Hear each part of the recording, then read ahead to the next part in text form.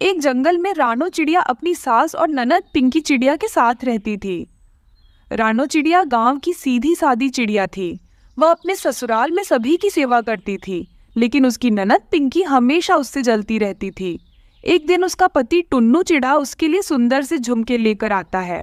ये लो हमारी पहली एनिवर्सरी का तोहफा, जरा खोल कर देखो और बताओ तुम्हें कैसा लगा। अरे टुन्नू जी, ये झुमके बहुत सुंदर है, पर ये तो बहुत कीमती है। क्यों किया आपने इतना खर्चा? कोई सस्ता सा तोहफा दे देते।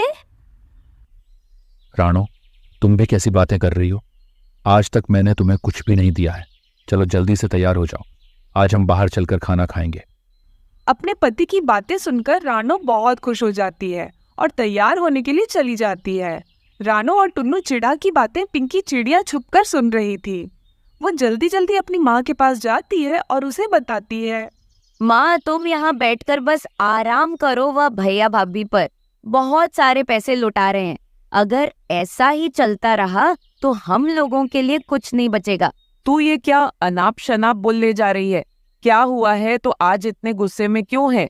तुम्हें पता है माँ, भैया ने आज भाभी को एक महंगे झुमके गिफ्ट की है और वे दोनों खाना खाने के लिए बाहर जा रहे हैं। माँ, किसी तरह रोको उन्हें, नहीं तो भैया तुम्हारे हाथ से निकल जाएगा।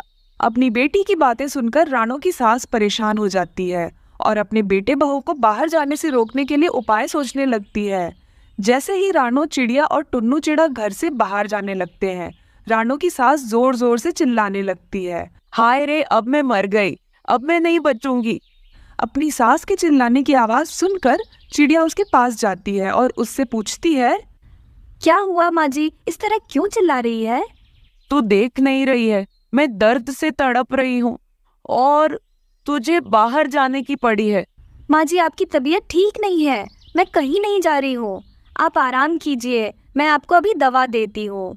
रानो की सास अपने चाल में कामयाब हो जाती है। इस तरह कई दिन बीत जाते हैं। रानो की सास और पिंकी चिड़िया किसी तरह रानो चिड़िया को घर से बाहर निकालना चाहते थे। एक दिन पिंकी चिड़िया पेट दर्द का बहाना बनाती है और रानो से दवा मांगती है। जैसे ही रानो पिंकी चिड़िया को दवा देने के लिए जाती है, तभी रानो की सास वहां आ जाती है और वह रानो के हाथ से दवा ले लेती है। अरे टुन्नू बेटा, कहाँ है? जल्दी इधर आ, देख तेरी पत्नी मेरी बेटी को जहर दे रही है। ये सब उसकी सास और ननद की चाल थी। अपनी माँ की आवाज सुनकर टुन्नू वहां आता है। रानो की सास झूठ मूठ का इल्जाम रानो पर लगा देती है। टुन्नू चिड़ा बिना कुछ सोचे समझे रानो चिड़िया पर गुस्सा करने लगता है और उसे घर से बाहर निकाल देता है। रानो अपनी किस्मत पर आंसू बहाती हुई वहां से चली जाती है।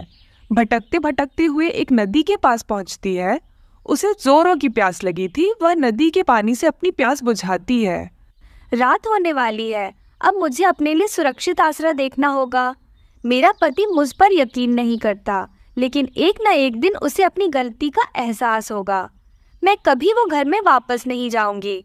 तभी रानो चिड़िया की नजर जमीन पर पड़ी हुई हरी घास पर जाती है। चिड़िया जल्दी से ढेर सारी हरी घास को जमा कर लेती है और एक सुंदर सा घास का घर बनाती है। बारिश भी शुरू हो गई थी और ऊपर से रानो ने एक अंडा भी दिया था। फिर ऐसे ही रानो चिड़िया बारिश के मौसम में अपने अंडे के साथ सुरक्षित हरी घास के घर में रहने लगती है। टुन्नू, खेत की जुताई कर रहे हो? इस बार कौन सी सब्जी लगाने का इरादा है? अरे नहीं कालू, इस बार मैं कोई सब्जी नहीं लगाऊंगा अपने खेत में, बल्कि मैं जामुन की फसल लगाना चाहता हूँ अपने खेत में। इस बार सुना है आजकल जामुन की अच्छी कीमत मिल जाती है मंडी में, क्योंकि जामुन से कई प्रकार की औषधियाँ अब बनने लगी हैं। अच्छा, ये बात है। वैसे तुमने बीज खरीद लिया क्या? नहीं कालू, अभी तक मैंने बीज नहीं खरीदा। किसी अच्छे भरोसेमंद दुकान से बीज खरीद कर लाऊंगा। तुम्हारी नज़र में कोई अच्छी दुकान हो तो बताओ। अरे वाह टुन्नू, भूल गए क्या मैंने चील के साथ मिलकर शहर में एक बीज की दुकान खोली है। तुम बीज वहीं से खरीद लेना जामुन की। तो फिर ठीक है कालू, कल मेरे लिए जामुन की बीज अपनी दुकान से लेकर आना मेरे घर, मैं वहीं पैसे दे दूंगा। अगले दिन कालू कौवा जामुन के बीज लेकर टुन्नू के घर आता है।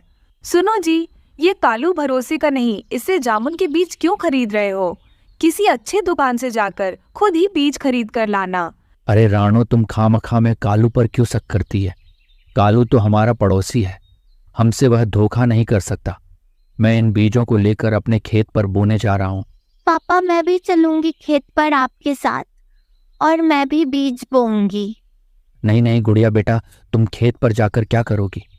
मैं जल्दी ही बीज बोकर वापस घर आता हूँ शाम तक। टुन्नू चिड़ा अपने खेत में जामुन के बीज बो देता है। मैंने सारे बीज बो दिए, अब घर चलता हूँ। 1 सप्ताह बाद आकर देख लूंगा पौधों को। 1 सप्ताह बाद टुन्नू अपनी पत्नी रानो के साथ खेत पर आता है। ये क्या टुन्नू जी, ये पौधे तो खराब है और इस पर लगे हुए जामुन भी सड़े हुए हैं। मैं लुट गया, बर्बाद हो गया। उस कालू के बच्चे ने मुझे नकली जामुन के बीज दिए थे। एक भी पौधा अच्छा नहीं उगे। मैं अभी जाकर उस कालू की खबर लेता हूँ। कालू का कुछ नहीं कर सकते, वो 1 नंबर का चोर है, दूसरों की तरक्की देख नहीं सकता। मैंने तो आपको पहले ही मना किया था, पर आप तो मेरी बात सुनते ही नहीं हो। आप तो कालू पर भरोसा था। सब मेरी गलती है राणो, मैं जल्दी ही किसी पर विश्वास कर लेता हूँ। लेकिन अब मैं क्या करूँ, मेरे पास तो एक भी पैसे भी नहीं बचे हैं। क्या सोचा था, क्या हो गया? यहाँ बैठकर रोने से अच्छा है जी चलिए घर चलते हैं, वही कुछ सोचेंगे आगे क्या करना है। टुन्नू और रानो चिड़िया दोनों वापस घर लौट आते हैं, लेकिन टुन्नू अभी भी रोए जा रहा था। आप इस तरह बच्चों की तरह रोएंगे तो हमारा क्या होगा? मेरे गहने बक्से में पड़े हैं, आप उसे गिर भी रख दीजिए और फिर जो पैसे मिले उससे नए जामुन के बीज खरीद कर लाइए। ये तुम क्या कह रही हो राणो? वह गहने तुम्हारी माँ की आखिरी निशानी है। नहीं नहीं, मैं ये पाप नहीं कर सकता। मैं तुम्हारे गहने गिर भी नहीं रख सकता। तो फिर ठीक है, मैं अब आपसे कुछ नहीं कहूंगी। एक बार आपने मेरी बात ना मानकर देख लिया ना। कितना बड़ा धोखा मिला आपको। आपको मेरी बात माननी ही पड़ेगी। टुन्नू क्या करता, उसे रानो चिड़िया की बात माननी ही पड़ी। वह बाजार से अच्छे जामुन के बीज खरीद कर लेकर आता है और उन बीजों को अपने खेत में बो देता है। एक दिन दोनों पति पत्नी की खुशी का ठिकाना नहीं रहता, जब उनके जामुन के पेड़ मीठे मीठे जामुन से भर जाते हैं। राणो, आज मैं अपने पेड़ के रसीले जामुन देखकर बहुत खुश हूँ। अपने जामुन के पेड़ मीठे मीठे रसीले जामुन से भर गए हैं। मैं इन जामुन को बेचकर सबसे पहले तुम्हारे जेवर जो गिरवी रखे हैं उन्हें ले आऊंगा। अब टुन्नू अपने जामुन के पेड़ से मीठे मीठे जामुन को तोड़कर बाजार में बेचने लगा। उसके जामुन के पेड़ सालों भर मीठे जामुन से भरे रहते थे। टुन्नू अपनी पत्नी और बेटी के साथ खुशहाल जिंदगी बिताने लगता है।